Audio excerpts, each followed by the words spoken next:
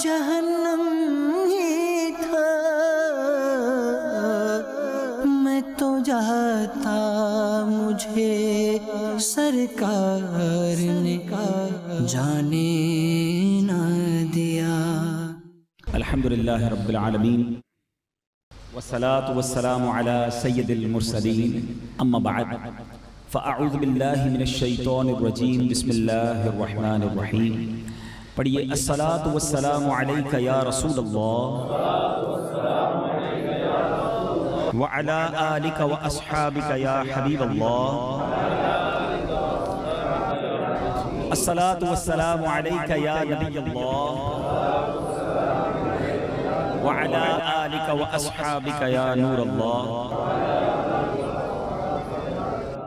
ماہ رمضان اور خاص طور پہ ختم قرآن، آج ماشاءاللہ یہاں ختم قرآن کی محفل ہے، اور علماء فرماتے ہیں کہ جہاں ختم قرآن ہوتا ہے وہ خاص رحمتوں کے نزول کا وقت ہوتا ہے، اور جو دعاؤں کی قبولیت کے ٹائمنگز لکھے ہیں بزرگوں نے کہ جن اوقات میں دعا قبول ہوتی ہے، تو یاد رہے ختم قرآن کا وقت وہ خاص وقت ہے کہ جس وقت یعنی کہیں بھی ختم قرآن کیا جائے، اب دعا مانگی جائے تو یہ خاص دعاؤں کی قبولیت کا وقت ہے۔ تو انشاءاللہ مزید بھی دعائیں ہوں گی، یہاں تراویح کے بعد بھی ہوئی ہوں گی، اور آپ یہ بینیفٹ ہر وقت حاصل کر سکتے ہیں۔ اپنے گھر میں ختم قرآن کر لیں، اپنے آفس میں ختم قرآن کریں، خود تلاوت کر کے ختم قرآن کریں، اور ختم قرآن کے بعد دعا کریں تو یہ خاص دعاؤں کی قبولیت کا سبب ہے۔ اللہ سے دعا کرتے ہیں کہ آج ختم قرآن کی برکت سے ہم سب کی مغفرت فرمائے، ہم سب کے گناہوں کو معاف فرمائے، اور قرآن کے نور سے ہم سب کے دلوں کو منور فرمائے۔ درود پاک پڑھنے کے بے شمار فضائل و برکات ہیں۔ سرور کائنات صلی اللہ تعالی علیہ وسلم کا بڑا خوبصورت فرمان، میرے آقا فرماتے ہیں من صلی علیہ صلاة واحدۃ صلی اللہ علیہ عشرہ۔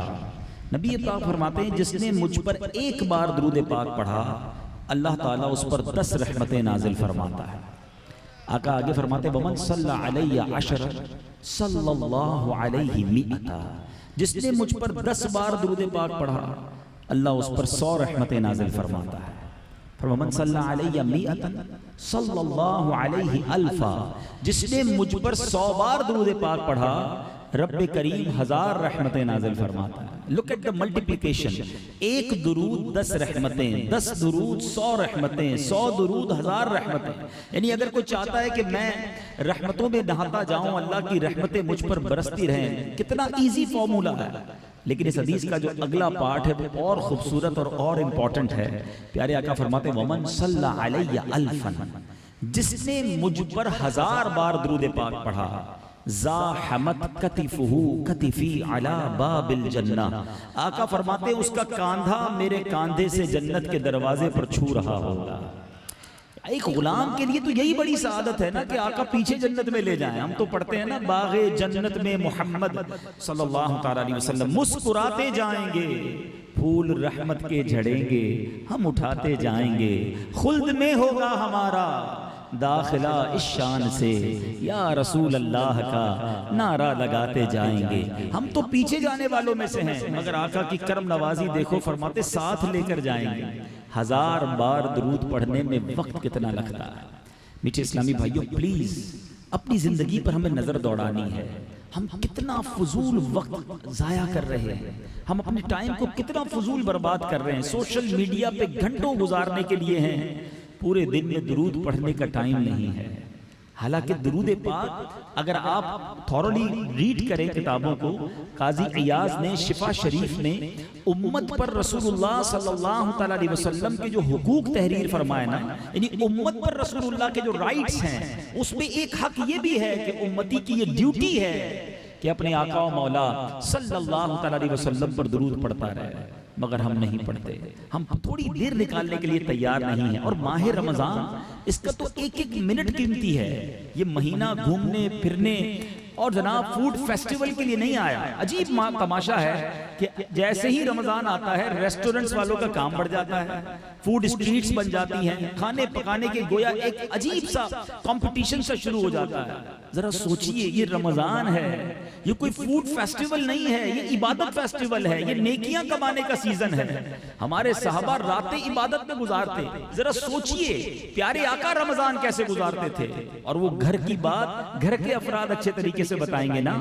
ہماری امی حضور بی بی عائشہ صدیقہ طیبہ طاہرہ رضی اللہ تعالی عنہا فرماتی کہ جب رمضان آتا نبی پاک کے چہرے کا رنگ متغیر ہو جاتا، فیس ایکسپریشن چینج ہو جاتے، بیکاز خوف خدا کی وجہ سے، اور آپ پورا مہینہ بستر پر تشریف نہ لاتے۔ اب پیارے آقا کا کام دعائیں کرنا، عبادت کرنا، نوافل پڑھنا۔ حالانکہ پیارے آقا وہ ہیں جن کے صدقے میری اور آپ کی بخشش ہونی ہے، ان کا یہ عالم ہے۔ خوب تلاوت قرآن کرنا۔ سرور کائنات علیہ السلام جب جبریل امین میرے آقا کے پاس ہر رمضان میں آتے، آپ قرآن کا دور فرماتے۔ ہم کتنا قرآن پڑھتے ہیں، ہم کتنا درود پڑھتے ہیں۔ رمضان کے بہت سارے فضائل ہیں، اور میں بیان کرتا جاؤں، ساری رات رمضان کے فضائل بیان کروں ختم نہ ہو۔ ذرا سوچئے مہینہ کیسا ہے۔ نفل پڑھو تو فرض کا ثواب، فرض پڑھو تو 70 ٹائمز ملٹیپلائی کر دیا جاتا ہے۔ جنت کے دروازے کھول دیے گئے، دوزخ کے دروازے بند کر دیے گئے، شیطان کو قید کر دیا گیا۔ اس وقت رات کو، رمضان کی راتوں کی امپورٹنس سمجھیے۔ ساری زندگی میں اور آپ دعا کرتے یا اللہ ہماری دعا سن لے۔ رمضان میں بلیسنگز، برکتوں کا یہ عالم ہوتا ہے۔ رحمت کا ندا دینے والا فرشتہ رمضان کی راتوں میں ندا دیتا ہے کوئی مانگنے والا کہ اس کی دعا قبول کر لی جائے؟ ہے ادھر سے ندا لگائی جا رہی ہے، کوئی مانگنے والا اس کا سوال پورا کیا جائے، ہے کوئی توبہ کرنے والا اس کی توبہ قبول کی جائے۔ گویا ہماری بن آئی ہے، بگڑی بنا دی ہے۔ اور پیارے آقا علیہ السلام کی حدیث سے امپورٹنس آف رمضان سمجھیے۔ سرور کائنات صلی اللہ علیہ وسلم فرماتے ہیں اگر میری امت کو معلوم ہوتا رمضان کیا ہے تو وہ تمنا کرتے سارا سال ہی رمضان۔ لیکن میں اس کا ایک اور پہلو آج بتانا چاہتا ہوں۔ اب ماشاءاللہ ہمارے یعقوب بھائی کے گھر پر 10 روزہ تراویح ہوئی، آج بہت سارے جگہوں پر 10 روزہ 11 روزہ تراویحاں ہو رہی ہیں، 6 روزہ، بہت اچھی بات ہے۔ لیکن اب یہ تراویح ختم قرآن تو ہو گیا، اس کے بعد تراویح تو معاف نہیں ہوئی نا۔ اب کئی لوگ ایسے جو تراویح چھوڑ دیتے ہیں۔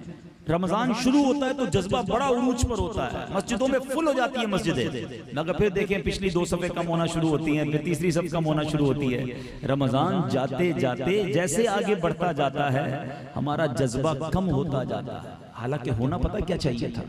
رمضان کا ایک دن گزرتا میری تڑپ میں اضافہ ہوتا، میرے ذوق میں اضافہ ہوتا، میری فکر میں اضافہ ہوتا۔ کیوں؟ ایک بار نبی پاک علیہ السلام نے آمین ارشاد فرمایا۔ صحابہ نے کہا حضور آپ نے آمین کیوں ارشاد فرمایا؟ پیارے آقا فرماتے ہیں جبریل امین میرے پاس آئے اور انہوں نے آ کر دعا کی۔ ٹرائی ٹو انڈرسٹینڈ، دعا کرنے والا کون ہے؟ اینجلز کا، فرشتوں کا سردار، the leader of angels۔ حضرت جبریل امین دعا کر رہے ہیں یا اللہ وہ شخص خاک آلود ہو اس کی ناک، برباد ہو جائے وہ شخص جو رمضان کو پائے اور اپنی مغفرت نہ کروا سکے۔ It means we have to، ہمیں کسی صورت اللہ سے مغفرت رمضان میں لینی ہے، کیونکہ فرشتوں کا سردار یہ دعا کر رہے ہیں اور نبیوں کے سردار آمین کہہ رہے ہیں۔ تو ہونا کیا چاہیے تھا؟ سچ بتاؤ کہ ایک عشرہ گزر گیا، ہماری تڑپ پڑ جاتی کہ یا اللہ ابھی تک تو ایسے کام نہیں کیے کہ مغفرت ہوگی کہ نہیں۔ ہر بڑھنے والا دن میری دعاؤں میں، التجاؤں میں رکت لانے والا ہونا چاہیے۔ مگر آج ہماری راتیں کیسی گزر رہی ہیں؟ میرے ینگسٹرز بیٹھے ہیں، کرکٹ میچز ہو رہے ہیں، دوستوں کے ساتھ گپ شپ ہو رہی ہے، رات جناب شہری آج کدھر ہوٹل میں جانا ہے، کل کون سے ریسٹورنٹ میں جانا ہے، آج تیری طرف سے پارٹی، کل میری طرف سے پارٹی۔ یہ اس لیے رمضان نہیں آیا، خدا را سمجھیے۔ اور ایک اور اہم بات میں نے آج بتانی ہے، فضائل رمضان بہت سنے، لیکن رمضان میں گناہ کرنا، رمضان میں اللہ کی نافرمانی کرنا یہ سخت ناپسندیدہ ہے۔ مثال کے طور پہ بہت سارے لوگ ہیں جو مکہ مدینہ جاتے رہتے ہیں، ماشاءاللہ اللہ بار بار حاضری عطا فرمائے۔ مکہ شریف میں ایک نیکی، کتنی نیکیاں ملتی ہیں؟ 1 لاکھ ملٹیپلائی بائی 100,000 ہو جاتا ہے۔ کیوں؟ بڑا مبارک شہر، اللہ کا گھر ہے وہاں پر، لیکن اس شہر کا شرف اور بزرگی بھی اتنی زیادہ ہے کہ اگر ادھر کوئی ایک گناہ کرتا ہے تو وہ گناہ بھی ملٹیپلائی بائی 100,000 ہو جاتا ہے۔ 1 لاکھ گناہ۔ کیوں؟ کہ مکہ آ کر بھی گناہ کرو گے۔ مفتی احمد یار خان نعیمی فرماتے ہیں جمعے کی برکت اتنی زیادہ ہے کہ کوئی شخص جمعہ کے دن ایک نیکی کرے تو وہ ایک نیکی 70 نیکیوں کے برابر ہے۔ لیکن اس دن کی برکت اتنی زیادہ ہے کہ اگر جمعہ کے دن بھی گناہ کرے تو ایک گناہ بھی ملٹی پلائی بائی 70 ٹائمز ہو جاتا ہے۔ بالکل اسی طرح رمضان میں جس طرح نیکیوں کا اجر بڑھا دیا گیا ہے، اس طرح رمضان میں گناہ کرنا یہ اللہ کی بارگاہ میں سخت ناپسندیدہ ہے۔ ایک بار مولا علی کرم اللہ تعالی وجہ الکریم ایک قبرستان کے قریب سے گزرے، ایک قبر کو دیکھ کر آپ نے اللہ کی بارگاہ میں التجا کی، مولا مجھے اس قبر کے حالات دکھا دے، منکشف فرما دے۔ قبر کے حالات آپ کو دکھائے گئے، آپ نے دیکھا کہ اس قبر میں مردے کو آگ میں الٹ پلٹ کیا جا رہا ہے، وہ چیخ رہا ہے مردہ۔ آپ نے اللہ کی بارگاہ میں ہاتھ اٹھائے، مولا اس کے اس عذاب کو دور کر دے۔ دعا کرنے والا کون ہے؟ شیر خدا مولا کائنات حضرت علی کرم اللہ تعالی وجہ الکریم۔ ارشاد ہوتا ہے اے علی آپ اس کی سفارش نہ کریں۔ عرض کی مولا اس کی کیا وجہ ہے؟ فرمائے اے علی یہ بندہ دن میں تو روزے رکھتا تھا، رات گناہوں سے باز نہیں آتا تھا۔ سوچئے رمضان میں روزہ رکھ کر گناہ کرنے والے کا یہ عالم ہے، تو جو روزہ ہی نہیں رکھتا اس کا کیا عالم ہوگا؟ ہم ایک تصویر کا رخ دیکھتے ہیں کہ بڑا مبارک مہینہ ہے، بڑی جناب برکتیں ہیں، بہت اچھی بات ہے، لیکن جو لوگ اس کو آرڈنری لے رہے ہیں، رمضان میں بھی عادتیں دیکھیں نا، چاند نظر آیا تو ایسا تو نہیں کہ جس کی جھوٹ بولنے کی عادت تھی وہ ختم ہو گئی، بدنگاہی کی عادت تھی وہ ختم ہو گئی، غیبت کرنے کی عادت تھی وہ ختم ہو گئی، وہ عادتیں تو باقی ہیں نا۔ آج ہمارے موبائل فون ہمیں کہاں لے جا رہے ہیں؟ کبھی سوچا ہم نے؟ آج ماشاءاللہ آپ ختم قرآن کی محفل میں بیٹھے ہیں، کتنی روحانیت ہے، برکت ہے، ابھی دعا بھی ہوگی، لیکن اس سے نکلتے ہی پہلا کام ہم کیا کریں گے؟ اپنا موبائل آن کریں گے۔ اس موبائل میں کیا دیکھیں گے؟ کبھی سوچا کہ یہ موبائل میں نے ہی خریدا ہے، یہ کہیں مجھے جہنم کی طرف تو نہیں لے جا رہا، میری آنکھوں کو حرام سے پر تو نہیں کر رہا؟ میری باتیں شاید کچھ تیکھی ہوں گی، کڑوی ہوں گی، مگر میں آپ کے دل کے دروازے پر دستک دے رہا ہوں۔ میرے بہت سارے چہرے مجھے بزرگ نظر آ رہے ہیں۔ بچپن سے ہمارے گھروں میں ایک معمول تھا، اول تو کئی گھروں میں ٹی وی نہیں تھا، اور جن گھروں میں ٹی وی ہوتا بھی تھا وہ رمضان میں نہیں کھلتا تھا۔ کیوں؟ کہ یار ٹی وی کھلے گا تو رمضان میں فلمیں، ڈرامے، گانے باجے نہیں ہونے چاہیے، بہت اچھی بات ہے۔ مگر جب سے یہ موبائل اور انٹرنیٹ آیا ہے، اچھے خاصے نیک نمازی جنہوں نے ساری زندگی فلمیں نہ دیکھی ہوں گی، لیکن کسی کلپ کے ذریعے میوزک سن رہے ہیں، کسی کلپ کے ذریعے بے پردہ عورت کو دیکھ رہے ہیں، اپنی آنکھوں کو حرام، اپنے کانوں کو حرام سے بھر رہے ہیں۔ ذرا سوچیے ہماری روحانیت کیوں تباہ ہو رہی ہے؟ آج کیوں دعا میں رونا نہیں آتا؟ آج کیوں عشق رسول کی تڑپ دلوں سے دور ہوتی جا رہی ہے؟ یاد رکھیے آنکھوں کو حرام سے پر کرنے والے کی روحانیت ختم ہو جاتی ہے۔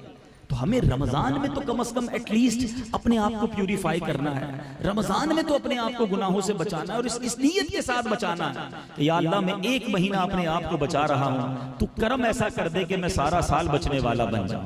لیکن جو رمضان میں بھی نہیں بچ رہے، جو رمضان کی پلاننگز یہ ہیں، جن کا رمضان گزرتا ہی جناب گناہوں میں ہے، پلیز اپنی آپ پر توجہ دیجئے۔ تو میں چلا تھا درود پاک کی فضیلت بیان کرنے کہ 1000 بار درود میں وقت ہی کتنا لگتا ہے۔ الصلاۃ والسلام علیک یا رسول اللہ، مختصر درود پاک 20-25 منٹ میں 1000 بار آپ درود پاک پڑھ لیں گے۔ تو اگر روزانہ یہ اپنی عادت بنائیں، چلتے پھرتے اٹھتے بیٹھتے درود پڑھیں۔ 1000 بار درود کی ایک اور فضیلت سن لیں، میرے آقا فرماتے ہیں جس کا مضمون ہے کہ جو روزانہ 1000 بار درود پاک پڑھے وہ مرے گا نہیں جب تک جنت میں اپنا گھر نہ دیکھ لے۔ تو اتنی برکت پھر بھی نہ پڑھو، آپ پڑھنا شروع تو کیجئے، دیکھیے آپ کی کلیمٹیز، آپ کی پرابلمز، آپ کی بیماریاں وہ کیسے دور ہوتی ہیں، آپ فریش فیل کریں گے، آپ کے برڈن ریلیز ہونا شروع ہو جائیں گے۔ درود پاک کو اپنا وظیفہ بنائیں، ایک بار محبت کے ساتھ بآواز بلند درود پاک پڑھ لیجئے۔ صلو علی الحبیب صلی اللہ تعالی علی محمد صلی اللہ علیہ وسلم۔ چونکہ یہ مہینہ نزول قرآن کا مہینہ ہے اور قرآن اللہ کا کلام ہے، ہوتا یہ ہے نارملی رمضان میں ہماری کنیکٹیوٹی قرآن سے بڑھتی ہے، لیکن کیا ہم سارا سال قرآن پڑھتے ہیں؟ ذرا سوچئے، ابھی موبائل ہی کی میں بات کر رہا تھا، تو ہمارے کئی سافٹ ویئر وہ ہوتے ہیں جو ہم دن میں کئی بار آن لائن کرتے ہیں، مگر قرآن فقط رمضان میں آن لائن ہوتا ہے، اور کئیوں کا رمضان میں بھی آن لائن نہیں ہوتا، باقی 11 منتھ آف لائن رہتے ہیں۔ ہم نے مدنی چینل پر پچھلے دنوں ایک کلپ دیکھا، ایک چھوٹی بچی نے اپنے جمع کیے ہوئے پیسے قرآن کے اندر رکھے، تو کسی نے پوچھا قرآن کے اندر پیسے کیوں رکھ رہی ہو؟ تو کہا گھر میں کوئی اس کو کھولتا نہیں ہے، تو اس میں ذرا سیکیور رہتے ہیں، سنبھلے رہتے ہیں، یہ چوٹ نہیں ہے۔ آج اخبار پڑھنے کا ٹائم، بہت ساری دیگر چیزوں کا ٹائم، اللہ کا کلام پڑھنے کا ٹائم نہیں ہے۔ حدیث پاک کا مضمون ہے وہ دل ویران ہے جس میں کچھ قرآن نہیں ہے۔ غور کیجئے ہم کتنا قرآن پڑھتے ہیں اور قرآن کی برکتیں اتنی ہیں.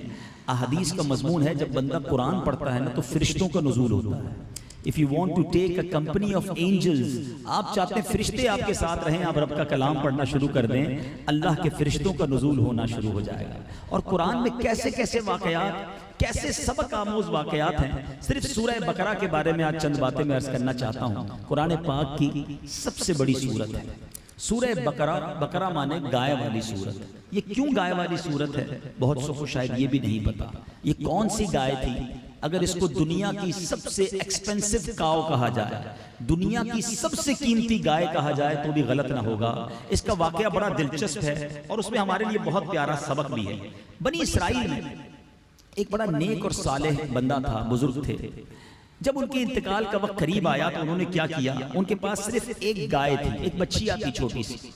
انہوں نے اس بچیا کو, اور ان کا ایک بیٹا بھی تھا, انہوں نے اس بچیا کو اللہ کے بارگاہ میں امانت کے طور پر سپرد کر دیا کہ اے اللہ میں اس بچیا کو تیرے سپرد کرتا ہوں, جب میرا بیٹا بالغ ہو جائے, بڑا ہو جائے تو مولا اسے لوٹا دینا. اس والد کا, نیک شخص کا انتقال ہو گیا. وہ بچہ بڑا ہوا اور اپنی والدہ کا بڑا فرما بردار, بڑی خدمت کرتا. رات کے 3 حصے کیے, ایک حصے میں آرام کرتا, ایک حصے میں عبادت کرتا اور ایک حصے میں اپنی ماں کی خدمت کرتا. جنگل سے لکڑیاں کاٹ کر لاتا, میں قرآنی واقعہ سنا رہا ہوں, جنگل سے لکڑیاں کاٹ کر لاتا, اس میں جو کماتا ایک حصہ اللہ کی راہ میں صدقہ کرتا, ایک حصہ اپنی ذات پہ خرچ کرتا, ایک حصہ اپنی ماں کو پیش کرتا. جب وہ بڑا ہو گیا تو اس کی ماں نے کہا بیٹا تیرے والد نے تیرے لیے ایک بچیا کو اللہ کے سپرد کیا تھا, فلاں جنگل میں جا کر تم اللہ کی بارگاہ میں دعا کرو کہ یا اللہ میری امانت مجھے لوٹا دے. اس بچے نے جا کر وہاں دعا کی. ایک گائے جو تھی اب وہ بڑی ہو گئی تھی, جوان ہو گئی, دوڑتی بھی آئی, وہ پکڑ کر اپنی والدہ کے پاس لے آیا. ان دنوں مارکیٹ میں ایک گائے کی قیمت تقریباً 3 درہم تھی. ماں نے کہا بیٹا جاؤ اور جا کے 3 درہم میں, یا 3 دینار تھی, جا کے اس کو سیل کر کے آؤ, لیکن یاد رکھنا میرے مشورے کے بغیر سیل نہیں کرنا, بیچنا نہیں, مجھ سے پوچھنا ضرور. وہ لڑکا گائے کو لے کر بازار میں گیا تو اب وہاں پر ایک گاہک آیا جو دراصل فرشتہ تھا. اس فرشتے نے کہا کہ کتنے میں دو گے؟ بچے نے کہا کہ 3 درہم میں. کہا نہیں میں اس سے زیادہ دوں گا لیکن کسی سے مشورہ مت کرنا. کہا نہیں میری والدہ سے, مدر سے میں نے پرومس کیا ہے, میں مشورہ کیے بغیر تو نہیں دوں گا. والدہ کے پاس آیا تو والدہ سے کہا کہ گاہک تو آیا تھا مگر پیسے بھی زیادہ دے رہا تھا, کہہ رہا تھا بغیر مشورے کے دے دو. امی میں نے آپ سے پرومس کیا تھا, میں کیسے دے سکتا ہوں؟ تو ماں نے کہا بیٹا واپس جاؤ, اسی سے مشورہ کرو کرنا کیا چاہیے, بیچنا ہے یا نہیں. مجھے لگتا ہے وہ فرشتہ ہے. یہ شخص, یہ بچہ واپس گیا. اب ذرا میں بیان کر رہا ہوں اور آپ سب کی توجہ مجھ تک کیسی زبردست ہے. میں یہی تو بتانا چاہ رہا ہوں میرے رب کے کلام میں کتنے پیارے واقعات ہیں. ان بچوں کو سٹوریز پڑھنے کا شوق ہوتا ہے. اگر ہم قرآن کے واقعات پڑھنے والے, اپنے بچوں کو سنانے والے بن جائیں تو کتنا انٹرسٹڈ واقعات, ونڈرز آف قرآن ہیں, سنیں گے بھی. اولیاء کرام, انبیاء کرام کے واقعات ہیں اور پھر اس میں سبق بھی بہت زبردست ہے. بہرحال وہ بچہ گیا اور جا کے فرشتے سے کہتا ہے امی نے کہا ہے آپ ہی بتائیں میں کیا کروں. کہا بیٹا بیچنا نہیں, ایک وقت آئے گا تمہارے پاس کچھ لوگ حضرت موسیٰ کی قوم کے آئیں گے, تم سے یہ گائے, یہی والی گائے طلب کریں گے. تم اس کی قیمت کتنی طلب کرنا, ان کو کہنا اس کے چمڑے کے اندر سونا بھر کر مجھے گولڈ دو گے اتنے وزن کے مطابق, تب میں نے یہ گائے دینی ہے. امیزنگ, نارمل گائے اتنی مہنگی کیوں بکے گی, مگر اللہ کی شان دیکھو ہیں. اب یہ نوجوان وہ گائے لے کر گھر آ گیا. اب کیا ہوا, سائملٹینیسلی پیرالل ایک اور اسٹوری اس دور میں ہوئی کہ وہاں پر ایک بہت بڑا بزنس مین تھا اور جس کا نام تھا عامیل. اس کو اس کے چچا کے بیٹوں نے قتل کر دیا اور اس کی لاش کو ایک ویرانے میں ڈال دیا. انویسٹیگیشن ہوتی رہی, قاتل ڈھونڈتے رہے, قاتل ملے ہی نہ. بہت بڑا آدمی تھا, سارا شہر پریشان کہ اس کو مارا کس نے. کہا ایسا کرو حضرت موسیٰ علیہ السلام کے پاس چلتے ہیں, وہ بتائیں گے. حضرت موسیٰ سے کہا حضور ہمیں بتائیں کہ اس بندے کو کس نے مارا ہے, ہمیں قاتل کی تلاش ہے. آپ نے فرمایا ایک گائے لو اور اس گائے کو ذبح کرو, اس کی دم یا زبان, 2 روایتیں ملتی ہیں, اس لاش پر مارو گے تو وہ لاش کھڑی ہو کر خود ہی اپنے قاتل کا نام بتا دے گی. اب اس قوم نے بڑی گڑبڑ کی, سوال کرنا شروع کیا حضور بتائیں گائے کیسی ہوگی. آپ نے اس کا کلر بتایا, پھر کہا نہیں وہ اس کچھ اور واضح کیجئے، تو ایسی اس کا قد کتنا ہوگا، اس کی لک کیسی ہوگی، کوسچن کرتے رہے. کمپیوٹر میں ہوتا ہے نیرو سرچ کرتے گئے، وہ اپنی سرچ کو نیرو کرتے گئے، اتنے سوال کیے، حضرت موسیٰ نے سارے جواب دیے. یہ سارے سوال و جواب سورہ بقرہ میں موجود ہیں. کلر بتائیے، قد بتائیے، اور بتائیے کیسی ہوگی، دکھنے میں کیسی ہوگی. یہ کوسچن کرتے رہے، حضرت موسیٰ جواب دیتے رہے. آخر کار اتنی سرچ نیرو ہو گئی، اتنا جس کو کہنا کہ کلوز کر دیا کہ اب دنیا میں ایسی ایک ہی گائے تھی جو اس نوجوان کے پاس تھی. ڈھونڈتے ڈھونڈتے وہ لوگ اس نوجوان کے پاس پہنچے. کہا یہی والی گائے چاہیے. کہا میں دوں گا تو صحیح مگر گولڈ کے وزن کے برابر میں دوں گا. گولڈ دیا گیا، وہ گائے خریدی گئی. اس کے بعد اس کی دم یا اس کی زبان کو کاٹ کر اس جناب لاش پر جب مارا گیا، وہ لاش کھڑی ہو کر جواب دیتی ہے کہ میرے چچا کے بیٹوں نے مجھے قتل کیا ہے. وہ بھی گرفتار ہو گئے. مگر سبحان اللہ، اس قرآنی واقعہ سورہ بقرہ کے پیچھے جو پس منظر ہے، یہ کون سی گائے کا ذکر ہے سورہ بقرہ میں؟ یہ ہمارے قرآن میں واقعہ ہے. اب علماء نے اس ایک واقعے سے کیا خوبصورت مدنی پھول ہمیں دیے. پہلی بات جو علماء فرماتے ہیں کہ اگر بندہ نیک ہو اور اپنے بچوں کے لیے تھوڑی چیز بھی چھوڑ جائے، اللہ اس میں بھی برکت ڈال دیتا ہے. کچھ لوگ کہتے ہیں یار بچوں کے لیے کمانا ہے، فیملی کے لیے کما رہا ہوں، بچوں کے لیے چھوڑ کر بھی تو جانا ہے نا. اس کے لیے یہ نہیں سوچتا میں حرام کما رہا ہوں یا حلال کما رہا ہوں، کسی طرح بھی پیسے چاہیے تاکہ بچوں کا فیوچر برائٹ ہو جائے. یاد رکھیے حرام کے مال سے فیوچر برائٹ نہیں ہوتا. ایک چھوٹی بچیا چھوڑ کر گیا، اللہ نے اس کے بچے کو ملینر بنا دیا کیونکہ حلال کا تھا. دوسری خوبصورت بات علماء کہتے ہیں یہ بچہ نوازا کیوں گیا، اس کے پیچھے کیا راز ہے. اس بچے نے ماں کی خدمت کی، اپنی ماں کی فرما برداری کی. لکڑیاں کاٹ کر لاتا، ماں کو دیتا، اپنی رات میں ماں کی خدمت کرتا. ماں کی دعا ایسی ملی، ورثے میں تھی تو ایک گائے لیکن اللہ نے اس کو کروڑ پتی بنا دیا. اے میرے میٹھے اسلامی بھائیوں، یہ بہت خوبصورت باتیں سمجھنے والی ہیں. قرآن کا یہ میسج لینے والا ہے کہ آج ہم سب اپنے بچوں کی فکر کرتے ہیں. بیوٹیفل، بہت اچھی بات ہے اپنی آل اولاد کو گناہ سے بچانا، اپنی آل اولاد کی کفالت کرنا، یہ شریعت کو مطلوب ہے. مگر غلطی ہم کہاں کر جاتے ہیں کہ فیملی کو خوش کرنے کے لیے اللہ کو ناراض کر دیتے ہیں، بچوں کی خواہشوں کے لیے اپنے رب کو ناراض کر دیتے ہیں. اس بات کی تمیز اٹھا دیتے ہیں کہ میں جو کما رہا ہوں یہ حلال ہے یا حرام ہے. یہاں میں دونوں طرف کے لوگوں کو میسج دینا چاہوں گا. مرد حضرات کبھی بھی فیملی کے لیے، فیملی کے پریشر میں آ کے حرام کی طرف قدم نہ بڑھائیں، کیونکہ آپ حرام کا لقمہ اپنے بچوں کو کھلائیں گے، ان بچوں کی پرورش ہی حرام سے ہوگی. پھر خود بتائیے وہ بچے کیسے فرما بردار اور آگے جا کے آپ کے اوبیڈینٹ بنیں گے. اور یہاں میں اپنی بہنوں کو بھی ایک میسج دینا چاہوں گا. میری وہ مائیں اور بہنیں جو اس وقت لائیو سن رہے ہیں یا بعد میں اس بیان کو سنیں، کبھی اپنے گھر کے فرد پر، اپنے گھر کے مرد پر یہ پریشر نہ دیا کریں کہ ہمیں ہماری خواہشیں پوری کر کے دو، ہمیں کہیں سے بھی لا کر دو. دیکھو برابر والے نے کتنا بڑا گھر بنا لیا، اس نے اپنے بچے کی شادی کتنی عالی شان کی، دیکھا تم نے کیسا شاندار فرنیچر تھا اس کے گھر میں. اب یہ وہ پریشر کریٹ ہوتا ہے جس میں بندہ اب اپنی لمٹ کو کراس کرتا ہے، اب حرام کی طرف جاتا ہے. پہلے کے زمانے کی عورتیں کیسی تھی، جب مرد کمانے کے لیے نکلتا تھا وہ عورتیں کہتی تھی دیکھو حرام نہ کمانا، ہم تھوڑے پر حلال پر گزارا کر لیں گے، ہم عذاب نہیں سہ سکیں گے. مگر آج کی خواتین کہتی ہیں کدھر سے بھی لاؤ، چوری مارنا ہو، ڈاکہ کرنا ہو، ہماری لمٹ، ہماری خواہشات پوری کرو. یہ دونوں طرف کے لیے سبق ہے کہ مرد کو اپنے بچوں کو راضی کرنے کے لیے، اپنی فیملی کو خوش کرنے کے لیے پروردگار کو ناراض نہیں کرنا. اگر رب راضی ہے تو سب راضی ہو جائیں گے، اگر رب ہی کو ناراض کر دیا تو پھر زندگی کیسی ہے. اور دوسری اہم بات، بہت سارے ینگسٹرز بیٹھے ہیں، قرآن کا یہ واقعہ والدین کے ادب کا درس دیتا ہے. سبحان اللہ، یہ وہ نعمت ہے میٹھے اسلامی بھائیوں جن کے والدین حیات ہیں. ان کی دعائیں لیجئے، ان کی برکتیں لوٹیے. آپ دنیا میں بہت ساری نیکیاں کرتے ہیں مگر ماں باپ تو وہ عظیم ہستی ہیں. پیارے آقا فرماتے ہیں جس کا مضمون ہے جو بچہ محبت کے ساتھ، فقط with the gaze of love، ذرا سمجھیے گا، محبت کے ساتھ جو بچہ اپنے والدین کو دیکھتا ہے اللہ اسے حج مبرور کا ثواب عطا فرماتا ہے، حج مقبول کا ثواب عطا فرماتا ہے. ایک صحابی رسول نے شاندار کوئسچن کیا، یا رسول اللہ والدین تو گھر میں ہوتے ہیں، اگر کوئی 100 بار ماں باپ کو دیکھ لے، ماں باپ کو تو بار بار دیکھ سکتا ہے. پیارے آقا نے کیا فرمایا، اللہ اکبر و اطیب، اللہ بہت بڑا اور پاک ہے، کوئی 100 بار دیکھے اللہ 100 حج کا ثواب عطا فرماتا ہے. ارے یہ وہ نعمت ہے جن کو دیکھنے سے حج کا ثواب ہے، تو خدمت کا عالم کیا ہوگا۔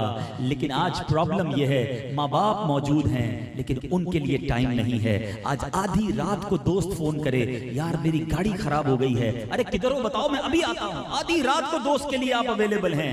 آپ کے آفس میں کسٹمر آتا ہے، آپ کی دکان پہ کوئی گاہک آتا ہے، کیا انداز ہوتا ہے، ماشاءاللہ کیسے ہیں آپ، بیٹھیے بیٹھیے میں چائے پلاؤں آپ کو، اچھا پانی تو پیئیں گے نا، اچھا ایک جوس تو پینا پڑے گا، اور سنائے کھانا کھایا کہ نہیں۔ بہت اچھی بات ہے، میں نہیں کہتا نہیں کرنا چاہیے، ہر انسان کو خوش اخلاق ہونا چاہیے، مگر سوال میرا یہ ہے کبھی یہی انداز میں نے اپنے والد کے ساتھ اپنایا کہ ابو جی آپ کو میں پانی پلاؤں، میں کچھ آپ کو کھانا پیش کروں، آپ کے جوتے میں اتار دوں، پنکھا تھوڑا آپ کی طرف کر دوں۔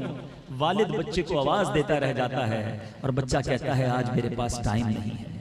آپ بہت خوش اخلاق ہوں گے، آپ بڑے جناب ویل مینرڈ ہوں گے، آپ کی خوش اخلاقی کے چرچے ہیں۔ علماء کہتے ہیں، محدثین لکھتے ہیں کہ ماں کے بچے پر 3 احسان ہیں۔ پہلا احسان، بچے کو 9 ماہ اپنے پیٹ میں پالتی ہے، تکلیف اٹھاتی ہے۔ دوسرا احسان، ولادت کے وقت ماں وہ تکلیف اٹھاتی ہے کہ ایک بار موت کے قریب ہو کر واپس آتی ہے۔ اور تیسرا احسان کہ ماں اس کی پرورش کرتی ہے، اور والد ایک احسان کرتا ہے ان تینوں میں سے کہ پرورش کرتا ہے۔ تو ماں کا حق باپ سے زیادہ ہے، لیکن اسلام کتنا خوبصورت ہے۔ اس کا مطلب یہ نہیں کہ چلو جناب آج سے ماں ہی کی خدمت کرنی ہے، والد کی کوئی ویلیو نہیں، نہیں، بہت خوبصورت تطبیق کی ہے، کیٹیگرائز کیا ہے علماء نے۔ علماء کہتے ہیں رسپیکٹ باپ کی زیادہ کرے گا، خدمت ماں کی زیادہ کرے گا۔ یہ دونوں آنکھیں ہیں، ان دونوں کی قدر کی جائے گی۔ اور سبحان اللہ، ایک بار پیارے آقا سے سوال ہوا، حضور والدین کا حق کیا ہے، بچے پر ماں باپ کا حق کیا ہے؟ کونین کے والی نے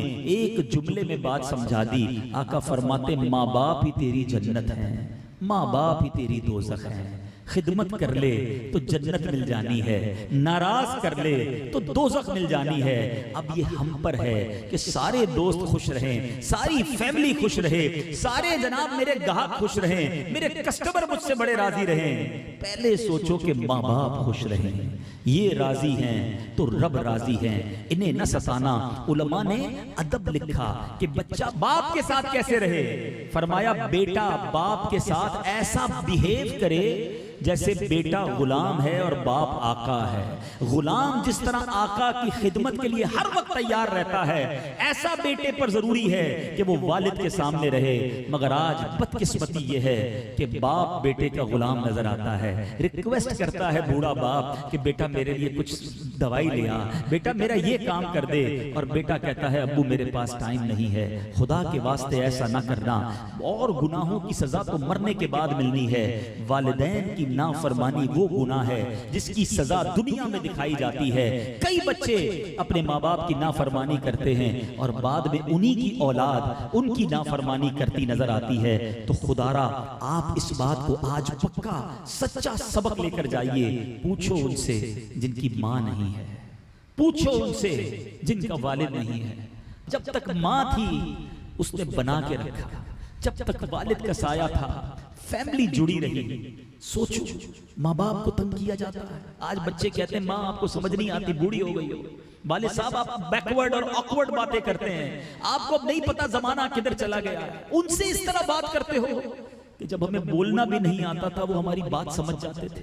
بچہ روتا تھا تو ماں کو پتا چل جاتا ہے کہ پیٹ میں درد ہے یا اسے کسی اور چیز کی ضرورت ہے، اور ماں کو بیٹا بڑا ہو کر یہ کہتا ہے آپ کو سمجھ نہیں آتی۔ یہ بدتمیزی کبھی نہ کرنا، قرآن کہتا ہے اف نہ کہنا۔ آج شاؤٹ کیا جاتا ہے، آج ماں باپ کو برا بھلا کہا جاتا ہے۔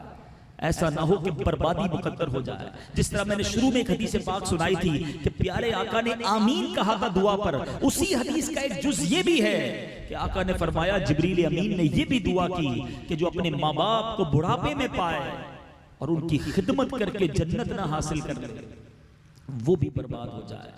اور آقا نے اس پر بھی آمین کہی ہے، اے میرے وہ بچوں جن کے ماں باپ حیات ہیں، خدا را ان کی تعظیم کرو۔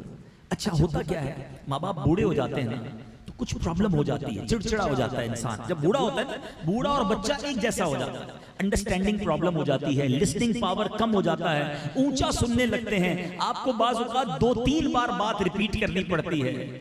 ناراض ہو کے نہیں کرنا، ابو بار بار بتاتا ہوں سنتے ہی نہیں ہیں، آپ کو سمجھ کیوں نہیں آتی؟ کبھی یہ مت کہنا۔ ایک بار ایک ماں نے اپنے بیٹے کو کہا بیٹا مجھے آواز آ رہی ہے کہیں سے. تو بیٹا کہتا ہے امی جان نہیں کوئی آواز نہیں آ رہی. کہا نہیں بیٹا مجھے آواز آ رہی ہے. ارے ماں آپ کو غلطی ہو گئی ہے, کوئی آواز نہیں آ رہی. ماں چپ ہو گئی. تھوڑی دیر بعد کہتی نہیں بیٹا مجھے ابھی بھی آواز آ رہی ہے. اب بیٹا شاؤٹ کرنے لگا, ارے ماں کمال کرتی ہو, بتا رہا ہوں کوئی آواز نہیں ہے, خامہ خواہ مجھے تنگ کر رہی ہو, اب دیکھ نہیں رہی بیزی ہوں میں.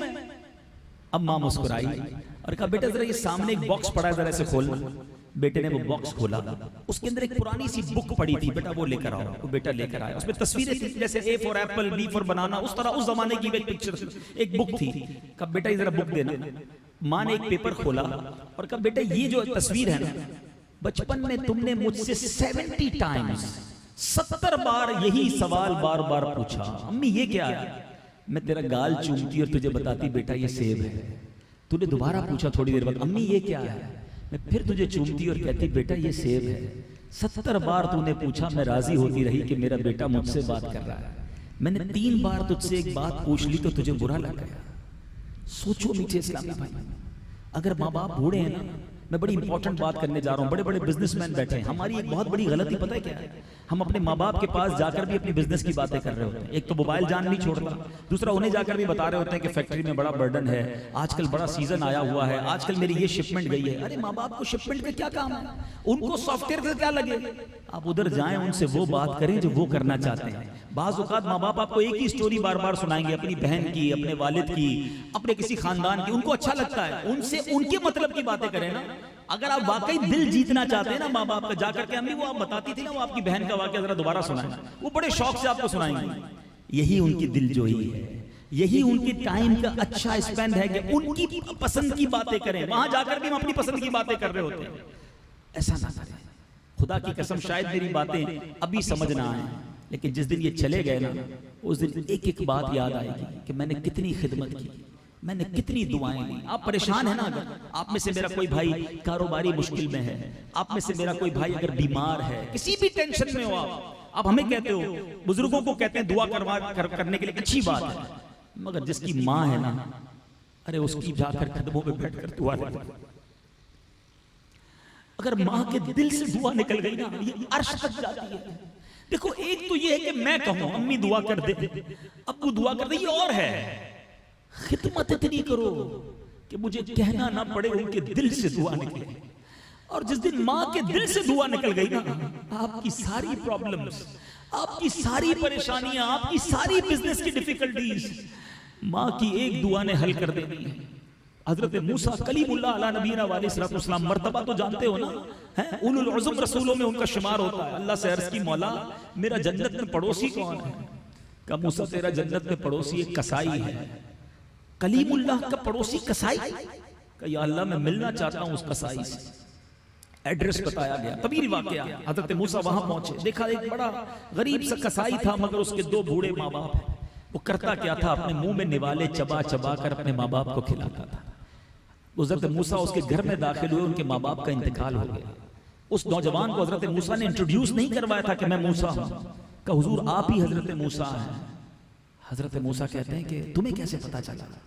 کہ میرے ماں باپ ہمیشہ دعا کرتے تھے کہ یا اللہ ہمیں جب تک موت نہ دینا, جب تک حضرت موسیٰ کا دیدار نہ کر لیں. میرے ماں باپ نے آپ کو دیکھا ہے اور ان کا انتقال ہو گیا ہے. کہاں بیٹا میں ہی موسیٰ ہوں. اور بھی کوئی دعا دیتے تھے؟ کہاں جب بھی کھانا کھلاتا تھا ماں باپ یہ دعا دیتے تھے, یا اللہ ہمارے بیٹے کو جنت میں موسیٰ کا پڑوسی بنا دینا. حضرت موسیٰ کہتے ہیں بیٹا تمہارے ماں باپ کی دعا قبول ہو گئی ہے, تم ہی جنت میں میرے پڑوسی ہو. ارے ماں کی دعا کسائی کو حضرت موسیٰ کا جنت میں پڑوسی بنا دے, پھر کون سی مشکل باقی رہتی ہے؟ ایک اور روایت میں آتا ہے حضرت موسیٰ کوہ طور پر جاتے تھے اللہ کی بارگاہ میں. ایک بار آپ تشریف لے گئے تو ارشاد ہوا, اے موسیٰ آپ سنبھل کے بات کرنا. عرض کی مولا پہلے بھی کئی بار آیا تیری بارگاہ میں بات کرنے, کلام کرنے. فرمایا اے موسیٰ جب تو پہلے آتا تھا تیرے پیچھے ماں کی دعائیں تھیں, اب تیری ماں نہیں ہے, وہ دعائیں نہیں ہیں میرے ساتھ. اللہ اکبر, اگر ماں ہے تو لے لو نا دعائیں, کر لو خدمت. یہ اگر بوڑھے ہو گئے, ایک عجیب بات مجھے سمجھ نہیں آتی, 2 ماں باپ سے 10 بچے سنبھل جاتے ہیں, مگر آج کے 10 بچوں سے مل کر 2 ماں باپ نہیں سنبھلتے. انہیں برڈن فیل کرتے ہو, انہیں اپنی پرائیویسی بریک کرنے کا سبب سمجھتے ہو. کبھی نہ سمجھنا. بلکہ جو بڑے ہیں نا، میں ان کو بھی ایک درس دینا چاہتا ہوں. اگر آپ کے ماں باپ حیات ہیں اور آپ بچوں والے ہیں، اپنے بچوں کے سامنے اپنے ماں باپ کے ہاتھ چومیں. آپ بڑے ہو گئے کوئی بات نہیں، آپ خود دادا بن گئے، خود نانا بن گئے، اگر آپ کے ماں باپ حیات ہیں آپ اپنے بچوں کے سامنے ان کی ایسی خدمت کرو. یہ پریکٹیکل ٹریننگ ہے کہ ہمارا والد ماں باپ سے کیسا برتاؤ کر رہا ہے، ہمیں بھی اپنے والد اور والدہ سے ایسا برتاؤ کرنا ہے. جو والد اپنے ماں باپ کو شاؤٹ کر رہے ہوتے ہیں، بچے آٹومیٹکلی ٹرین ہو رہے ہیں کہ ہم نے بھی بڑے ہو کے یہی کرنا ہے. آخری بات، ایک بار ایک شخص نے اپنے بیٹے سے کہا، ایک بوڑھے باپ نے اپنے بیٹے سے کہا کہ بیٹا سردیاں آ گئی ہیں، اب میرے پاس بلینکٹ بھی پرانا ہو گیا ہے، بیٹا ایک بلینکٹ تو مجھے لا دو. تو اب باپ نے اپنے بیٹے سے کہا، چھوٹے بیٹے سے یعنی اس کے پوتے سے کہا کہ بیٹا جاؤ دادا جان کے لیے سٹور سے ایک بلینکٹ نکال کے لاؤ. تو بیٹا گیا اور کافی دیر لگا دی. واپس آیا تو بلینکٹ بیچ سے کٹا ہوا پھٹا ہوا تھا. کہا بیٹا یہ کیا کر کے لایا؟ کہا ابو جان میں آدھا کاٹ کے لایا. کہا کیوں؟ کہا آج دادا جان جس کوارٹر میں رہتے ہیں کل بڑے ہو کر آپ نے بھی تو وہیں رہنا ہے، اور میں پھر آدھا بلینکٹ آپ کے لیے بچا لیا ہے. جیسی کرو گے ویسی بھرو گے. کبھی ماں باپ کو نہ ستائیں. آپ اپنے ماں باپ کو راضی کر لیں، پھر دیکھیں آپ پر کیسی رحمتیں برستی ہیں. تو بہرحال باتیں تو بہت ساری ہیں، حدیثیں بہت یاد آ رہی ہیں، واقعات بھی ایسے ایسے یاد آ رہے ہیں کہ میں بیان ہی کرتا چلا جاؤں، لیکن اللہ کرے کہ دل میں اتر جائے میری بات. قرآن کی سورہ بقرہ سے جو میسج ملتا ہے، آپ خدمت کریں، اپنے ماں باپ کو راضی کر لیں. اللہ نے چاہا آپ کی دنیا بھی اچھی ہو جائے گی، اپنی آخرت بھی اچھی ہو جائے گی. اگر آپ، میرا کوئی ایسا بھائی بیٹھا ہے کہ کسی وجہ سے ماں باپ کو ستایا ہے، کسی وجہ سے ماں باپ کا دل دکھایا ہے، بعض اوقات شادی ہو جاتی ہے تو بیوی کو پریورٹی دینے لگتے ہیں اور ماں کو جناب پوچھتے ہی نہیں ہیں، تو آج معافی مانگ لو. رمضان کا مہینہ ہے اور ماں باپ کمال کی ہستی ہیں، جب بھی معافی مانگو سینے لگا لیتے ہیں. اور کوئی اتنا معاف نہیں کرتا جو ماں باپ معاف کرتے ہیں. خاص طور پہ ماں سے تو جب نم آنکھوں سے جا کر معافی مانگی، اس نے سینے ہی لگایا ہے، جا کے اس سے معافی مانگ لیجیے، راضی کر لیجیے. اچھا آخری بات، کسی کے ذہن میں یہ خیال آ رہا ہو کہ جناب یہ باتیں تو بڑی اچھی ہو رہی ہیں مگر میں تو ویسی خدمت نہیں کر سکا جو زندگی میں ماں باپ کی کرنی تھی، اب کیا کروں؟ One of the beautiful religion, اسلام جو ہے نا کمپلیٹ ریلیجن ہے. ہمیں شریعت ہر معاملے میں رہنمائی کرتی ہے. اگر کوئی ایسا شخص ہے جو اپنی ماں باپ کی زندگی میں خدمت نہیں کر سکا، علماء کہتے ہیں ان کے مرنے کے بعد ان کے لیے خوب دعائیں کرے، خوب اصالے ثواب کرے، خوب نیکیاں کرے، ان کو ثواب پہنچاتا رہے. اللہ قیامت کے دن ماں باپ کی روح کو بچے سے راضی کر دے گا. مرنے کے بعد تو انہیں نفع پہنچاؤ نا. بدقسمتی تو یہ ہے کہ ان کے مرنے کے بعد بھی بچہ گناہ کر رہا ہے اور ان کے لیے تکلیف کا باعث بن رہا ہے. یاد رکھو اولاد کے نامہ اعمال والدین کی بارگاہ میں پیش کیے جاتے ہیں، تو خوب نیکیاں کریں. ان کی قبر پر جا کر سورہ یاسین ہر جمعے کو پڑھیں، اللہ تعالیٰ بچے کی مغفرت کر دیتا ہے. یعنی ماں باپ کی قبر پر ہم جائیں، انہیں تو ثواب ملتا ہی ملتا ہے، پڑھنے والے کا بھی کام بن جاتا ہے. کیا کمال کی ہستی ہیں. زندگی میں دیکھا تو حج کا ثواب، مرنے کے بعد قبر کی زیارت کی تو بھی مغفرت کی برکت ہے. پھر کیوں ان ہستیوں کی قدر نہ کریں. اللہ تعالیٰ جن کے ماں باپ حیات ہیں ان کو درازی عمر بالخیر عطا فرمائے. جن کے ماں باپ یا ماں باپ میں سے کوئی ایک دنیا سے چلے گئے، اللہ ان کی قبر کو جنت کا باغ بنائے اور ہمیں اپنے والدین کے لیے خوب ایصال ثواب کرتے رہنے کی توفیق عطا فرمائے. نبی پاک علیہ الصلوۃ والسلام کا رمضان میں ایک اور خوبصورت کام، میرے آقا رمضان میں خوب سخاوت فرماتے. احادیث کا مضمون ہے دریائے سخاوت ایسے چلتا تھا جیسے تیز آندھی چلتی ہے. تو اے میرے میٹھے اسلامی بھائیوں، یہ مہینہ ہے سخاوت کا، یہ مہینہ ہے راہ خدا میں خرچ کرنے کا. ہمیں بعض اوقات یہ خیال آتا ہے کہ یار زکوٰۃ کیلکولیٹ کر کے پوری دے دی، صرف زکوٰۃ کا کیوں سوچتے ہیں؟ اللہ دیے جا رہا ہے اور اگر آپ کے سامنے اپارچونٹی ہے اور آپ خرچ کرتے جائیے. بخاری اور مسلم کی حدیث ہے خرچ کرو تم پر خرچ کیا جائے گا. ایک اور حدیث پاک ہے گن گن کر خرچ نہ کرو ورنہ رب کریم بھی تمہیں گن گن کر عطا فرمائے گا. دیتے رہیے اللہ کی راہ میں، صدقہ دینے سے مال کم نہیں ہوتا. اور یہ مہینہ خاص بانٹنے کا مہینہ ہے. اچھا خرچ کس پر کریں؟ سب سے پہلا حق وہ آپ کے اپنے غریب رشتہ داروں کا ہے. احادیث کا مضمون ہے کہ بندہ اگر قرابت داروں کو، رشتہ داروں کو صدقہ یا زکوٰۃ دیتا ہے، اگر وہ مستحق ہیں تو ڈبل ثواب ملتا ہے، دگنا ثواب ملتا ہے۔ اس کے بعد آپ اپنے غریب مسلمان پڑوسیوں کو دیکھ لیں۔ اور اس کے بعد ایک اپیل میں بھی کرنا چاہوں گا، عاشقان رسول کی مدنی تحریک دعوت اسلامی جو دنیا بھر میں سنتوں کی خدمت کر رہی ہے، دعوت اسلامی سال کی 600 سے زیادہ مسجدیں بنا رہی ہے all around the world۔ دنیا کے کونے کونے میں الحمدللہ دارالعلوم بن رہے ہیں جس میں علماء پروڈیوس ہو رہے ہیں۔ میرے ساتھ آج مبلغ دعوت اسلامی یو کے سے آئے ہیں۔ یو کے میں الحمدللہ دعوت اسلامی کے 45 مراکز کا مبیش بن گئے، وہاں کے بچے بھی علماء اور حافظ قرآن بن رہے ہیں۔ دعوت اسلامی کے 2700 سے زیادہ مدرسے ہیں، اور آپ کو جان کر خوشی ہوگی اب تک 74,000 سے زیادہ حافظ قرآن بن چکے ہیں۔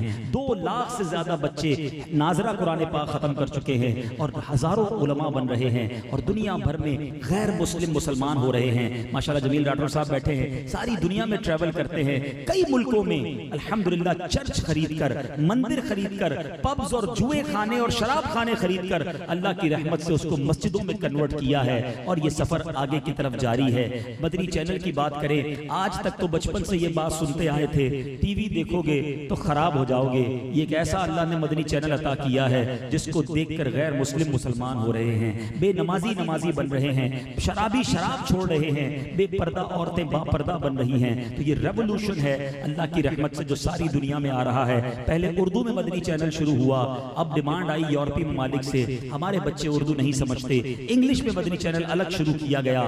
بنگلہ دیش میں جب لوگوں نے دیکھا، انہوں نے کہا ہمیں اردو سمجھ نہیں آتی، بنگلہ زبان میں مدنی چینل شروع ہو گیا۔ آج 3 لینگویجز میں ایک 100% اسلامک چینل چل رہا ہے جس میں 1 منٹ کے لیے بھی ایڈورٹائزمنٹ نہیں ہے۔ آپ سمجھ سکتے ہیں کہ کتنا بڑا ایکسپینڈیچر ہے، بلینز روپیز کا یہ خرچ ہے۔ تو میں آپ سے گزارش کروں گا پہلے اپنے غریب رشتہ داروں کو دیں، پھر مسلمان غریب پڑوسیوں کو دیں، اس کے بعد دعوت اسلامی کا اپنی زکوٰۃ میں، اپنے ڈونیشنز میں ضرور خیال رکھیں۔ اور فطرے کے بارے میں ایک بات بتا دوں، انشاءاللہ ہم نے رمضان عید سے پہلے فطرہ ادا کرنا ہے۔ فطرہ جو ہے وہ ہر صاحب نصاب پر، مسلمان پر واجب ہے، اور عید سے پہلے دینا ہے۔ لیکن ایک عجیب سی بات ہے، اور میں اپنے دل کی بات آپ سے شیئر کرنا چاہتا ہوں۔ فطرہ دیتے کتنا ہے؟ پہلے 30-40 روپے تھا، جب سے دے رہے ہیں، اب 100 روپے مفتی منیب الرحمان صاحب نے اعلان کیا تھا اتنا ہی دے رہے ہیں۔ لیکن روایت پوری پڑھ لیجئے، میرے آقا نے گندم کے ساتھ ساتھ کھجور کا، کشمش کا اور جو کا فطرہ بھی اعلان کیا۔ میں ایک کوسچن کرنا چاہتا ہوں، ماشاءاللہ ڈیفنس میں بہت بڑی تعداد رہتی ہے، جہاں سے بھی آپ آئے ہیں، بھائی آپ پیدل سفر کیوں نہیں کرتے، کیوں گاڑی میں سفر کرتے ہیں؟ تو آپ کہیں گے اللہ نے ہمیں نوازا ہے تو ہم گاڑی لیں گے نا، پیدل کیوں جائیں گے بھائی؟ اچھا جناب آپ جھونپڑی میں کیوں نہیں رہتے، اتنے اچھے اچھے گھر کیوں بنائے آپ نے؟ آپ کہیں گے اللہ نے دیا ہے تو اپنا گھر تو اچھا بنائیں گے۔ اچھا جناب آپ کپڑے بڑے اچھے پہنتے ہیں، آپ ٹاٹ کا لباس بھی پہن سکتے تھے، جسم تو اس سے بھی چھپ جائے گا۔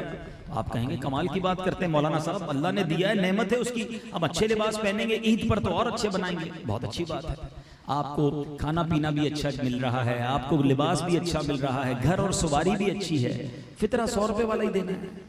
اپنے دل سے پوچھئے نا، جیسا اللہ نے نوازا ہے اس حساب سے اللہ کی راہ میں خرچ کرنا چاہیے نا۔